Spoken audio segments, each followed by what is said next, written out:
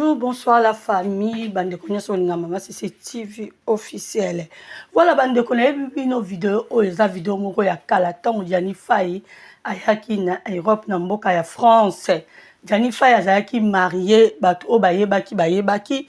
Yango moni Diani Faye moko bato bakoma ba Diani Faye akoti libala, Diani Faye akoti libala. Diani Faye ayeko sala émission moko boye. Ngala bino na hotel bino kamaloba nini Diani Faye alobaki. Diani Faye alobi boye tant na hotel bino bolanda vidéo bien.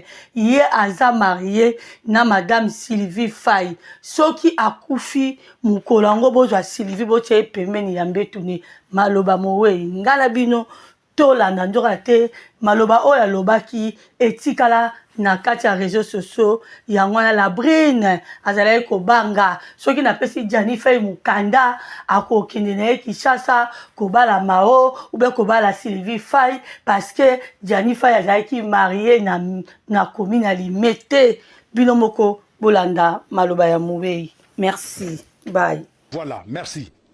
Bato Kinshasa, na bato comme internet, bazo koma bikoma koma, boyeba, bien, c'est moi, Diani Faye, leader, franco et comédie congolais. Luambo na bonga na zoloba.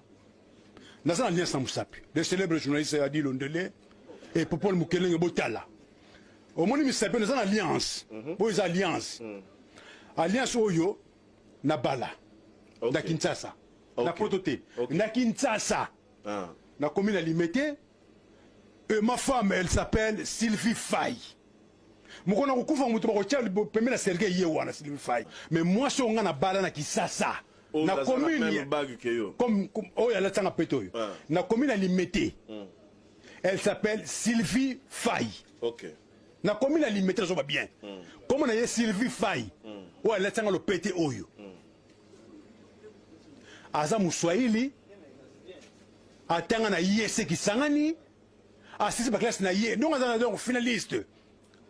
Na bengi nani? Na lo baza nani? Atanga na kisangani. Na so va bien atanga na kisangani. Yese kisangani. Donc Sylvie Faye, c'est ma femme. On a tika kisasa. Bokabona te. Tous bon alliance bokabona. Bokaboti mbolo kufa. Mais balobi a okota libale pa muto susu. Makamango. Ngai? Na koti donc na poto on na zawo. Na kokota libala jamais pas moi si. Baba manga sapato ozu ketch na gauche. Ba théâtre au sein la biso awo. Ozu ketch na fenêtre. Ba boagelo bilamba la fenêtre. Jamais na kosala ngomutam ko mokote. Na bala na kisasa. OK. Donc moi so na poto na bala yo nazokosa ye. Na sila bala kisasa. Olobi posilise. Na lobi ngo. Olobi posilise. Nzambe na l'état ya yambo. Ngana bala kisasa. OK. Moi so comme Sylvie Faye. Na bana mairie ya Limete. Bosiko Asa pembe. Popol yo na benga oza laisser passer. Oyi na France pas na Nazara. Yo na Londres. Moi na France. Voilà. Qui ça sabe okenango. Kende ko tuna. Na ko peso ba numéro ya madame. Mama e bana. Sylvie Faye. Mama e bana belé. Mutema munene. Aza Muswahili. Ya pembe. Ya pembe. Non mais yambe mo yo logo tonini. Abota ma pembe. Ti akuva pe pembe. Grand prêtre mère. Ye wana mama e bana. Mama bana belé.